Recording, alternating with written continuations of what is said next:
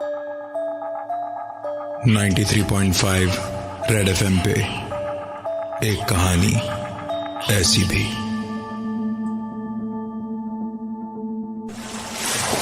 मुंबई, वो शहर जहां लोग आंखों में सपने बसाए आते हैं। दिन की रोशनी और रात की चकाचौंध हमेशा ना इस शहर को जिंदा रखती है। पर इस रोशनी और चकाचौंध के पीछे छिपे हैं कई राज, जिनको किसी ने जानने की कोशिश नहीं की, क्योंकि जिंदगी यहां चलती नहीं, दौड़ती है। शायद यही कारण था कि उन लोगों ने उनकी जिंदगी में हो रही अजीबो गरीब घटनाओं के पीछे का राज जानने की बहुत दिनों तक कोशिश ही नहीं की। आज की यह कहानी प्रकाश, उसकी गर्लफ्रेंड नंदिनी और भास्कर के साथ हुई घटनाओं पर आधारित है। ये तीनों एक साथ बोरीवली के 2 BHK फ्लैट में रहते थे, जहां शिफ्ट हुए उन्हें सिर्फ 3 महीने ही हुए थे। ये तीनों एक साथ एक ही कॉल सेंटर में काम भी करते थे। जिंदगी का हर लम्हा एक साथ बिताते। इन तीनों की लाइफ परफेक्ट थी, सिवाय एक अजीब चीज के। हर दिन सुबह जब 3 बजे ये अपनी कॉल सेंटर की ड्यूटी के लिए उठते, तो घर के बाथरूम, किचन या डाइनिंग हॉल की लाइट को ऑन पाते। एक दूसरे से सवाल जवाब करने पर एक ही नतीजा निकलता, और वो ये कि उन तीनों में से किसी ने भी रात को बाथरूम, किचन या डाइनिंग हॉल की लाइट नहीं जलाई थी। इस अजीब घटना की शुरुआत आज से 3 महीने पहले हुई थी, जब उन्होंने इस घर को अपना घर बनाया था। इन तीनों ने इस बात को किसी के साथ भी डिस्कस नहीं किया, क्योंकि उन्हें हमेशा यह डर सताता था कि शायद उनके दोस्त उनका मजाक उड़ाना शुरू कर दे। इस कहानी की अभी तक की बातें मुझे बहुत नॉर्मल लगी, क्योंकि मैंने खुद ने अपने घर में टीवी को 3-4 बार खुद ब खुद स्टार्ट होते देखा है। शायद कोई टेक्निकल प्रॉब्लम हो, लेकिन अगर हम प्रकाश, नंदिनी और भास्कर की कहानी की बात करें तो घटनाएं सिर्फ लाइट के ऑन रहने तक सीमित नहीं रही, क्योंकि धीरे धीरे एक के बाद एक अजीबो गरीब घटनाओं ने उनके दिमाग में कई सवाल खड़े कर दिए।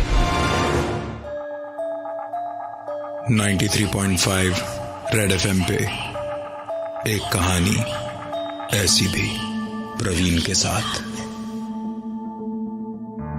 मुंबई के बोरीवली इलाके में 2 BHK का फ्लैट, जिसमें प्रकाश, उसकी गर्लफ्रेंड नंदिनी और भास्कर 3 महीने से रह रहे थे। हर सुबह 3 बजे जब वो कॉल सेंटर की ड्यूटी के लिए उठते, तो बाथरूम, किचन या डाइनिंग हॉल की लाइट्स स्विच ऑन पाते। इस घटना का जवाब उन तीनों में से किसी के पास नहीं था।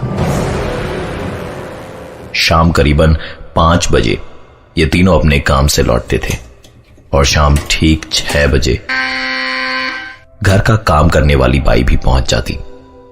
कभी कभार इस बाई के साथ उसका बच्चा भी आता, जो पूरे घर में खेलता रहता और उनके सामानों से छेड़छाड़ करता रहता। मुंबई शहर में बाई मिलना बहुत मुश्किल है, और इसलिए शायद वो बाई के इस बच्चे के सारे नखरों से परेशान होते हुए भी अपनी तरफ से कोई आपत्ति नहीं जताते थे। एक दिन तो हद ही हो गई। प्रकाश और नंदिनी जब घर लौटे तो पाया कि बाई का बेटा उनके घर के ड्राइंग रूम में खेल रहा है। उन्हें लगा शायद बाई उस दिन जल्दी काम पर आ गई, लेकिन आश्चर्य की बात तो यह थी कि बाई उन्हें सारे घर में कहीं भी नजर नहीं आई। उन्हें लगा शायद अपने बच्चे को उनके घर पर खेलने के लिए छोड़कर बाई बगल वाले शर्मा जी के यहां काम करने चली गई होगी। प्रकाश बहुत ही गुस्से में था आज, क्योंकि काम वाली बाई के रहते उसके बेटे का आना और उसके घर में खेलना तो ठीक था, लेकिन बाई अपने बेटे को यूं उनके घर में छोड़कर किसी दूसरे के घर में काम करने जाए, यह उन्हें मुनासिब नहीं लगा। करीबन 1 घंटे इंतजार करने के बाद प्रकाश और नंदिनी बगल वाले शर्मा जी के घर गए काम वाली बाई के बारे में पता लगाने। शर्मा जी का जवाब सुन दोनों हक्के बक्के रह गए, क्योंकि शर्मा जी के अनुसार काम वाली बाई तो आज आई ही नहीं थी। एक अजीब सी कश्मकश में दोनों अपने दिमाग में सवालों की लड़ी लिए वापस अपने घर की ओर लौटे, लेकिन इस बार आश्चर्यजनक रूप से पूरे घर में वो बच्चा उन्हें कहीं भी नजर नहीं आया। दोनों के मन में कई सवाल उठ रहे थे, पर उन्हें पार्टी के लिए देर हो रही थी, इसलिए ज्यादा सोचे बिना तैयार होकर पार्टी के लिए निकल पड़े। रात करीबन 8 बजे ओवरटाइम करने के बाद भास्कर घर लौटा और उसे इस पूरे इंसिडेंट के बारे में कुछ भी पता नहीं था। आपको क्या लगता है, घर लौटने के बाद भास्कर ने क्या देखा होगा?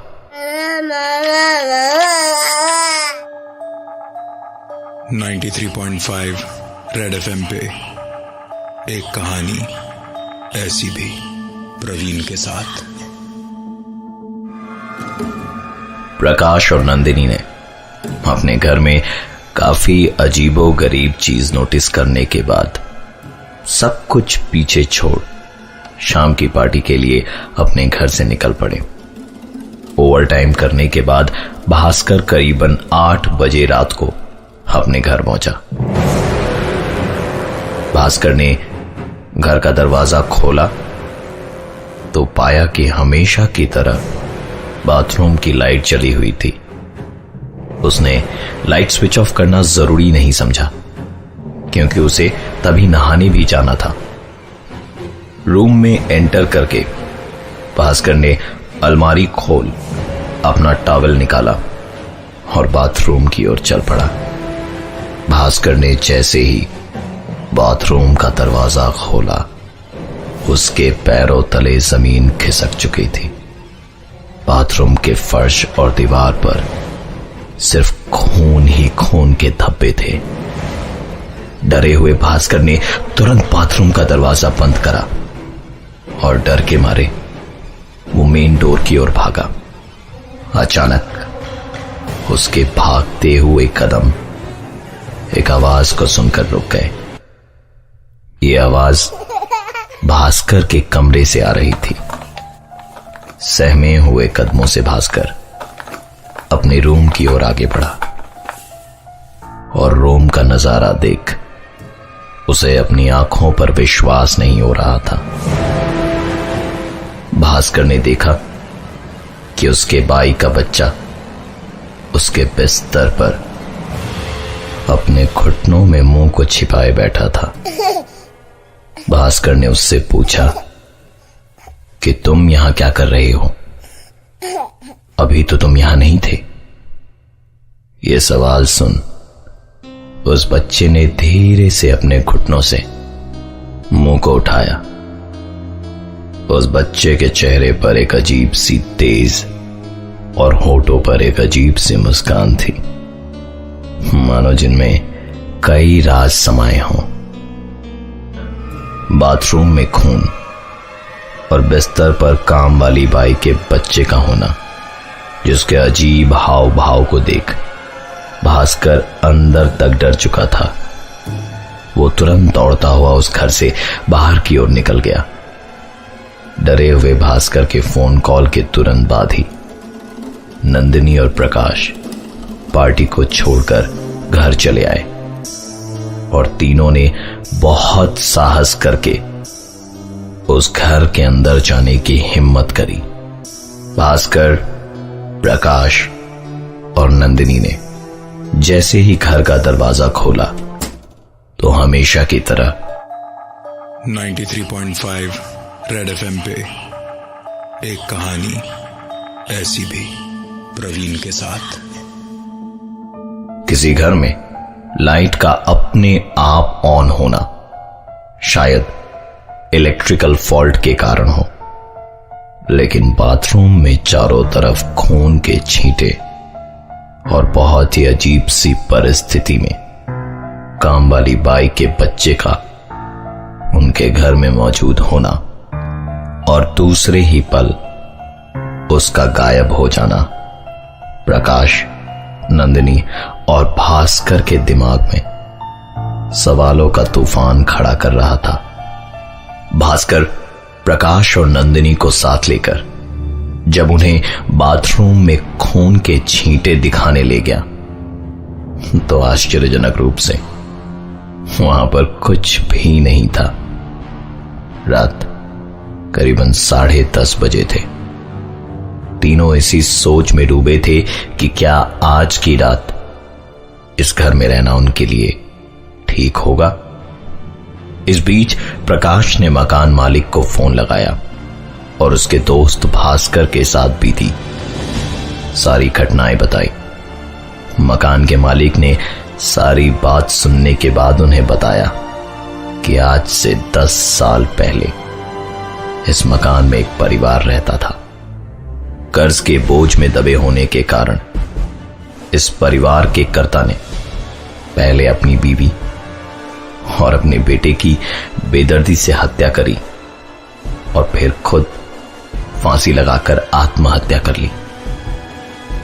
ये सब जानने के बाद वहां रहना तो दूर, उस घर में एक एक पल गुजारना भी प्रकाश, नंदिनी और भास्कर के लिए बहुत भारी पड़ रहा था। बाथरूम में खून देखने की घटना को शायद मन घड़त मानने के बावजूद भी हम उसे आज से 10 साल पहले घटी घटना से जोड़ सकते हैं, लेकिन काम वाली बाई के बेटे का विवादास्पद रूप से उनके घर में मौजूद होना और अचानक से गायब हो जाना, इसका कारण किसी को भी मालूम नहीं था।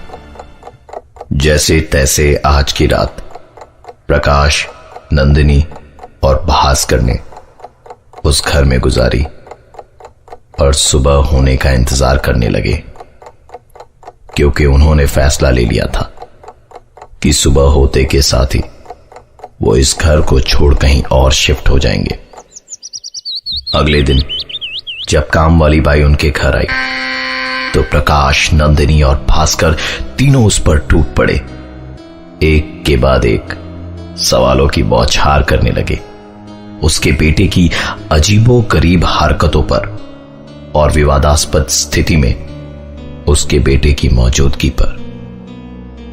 5 मिनटों तक स्तब्ध रहने के बाद कामवाली ने अपनी चुप्पी तोड़ी और बस एक ही चीज कही कि उसके पास उनके सवालों का कोई जवाब नहीं है, क्योंकि उसका तो कोई बेटा ही नहीं है।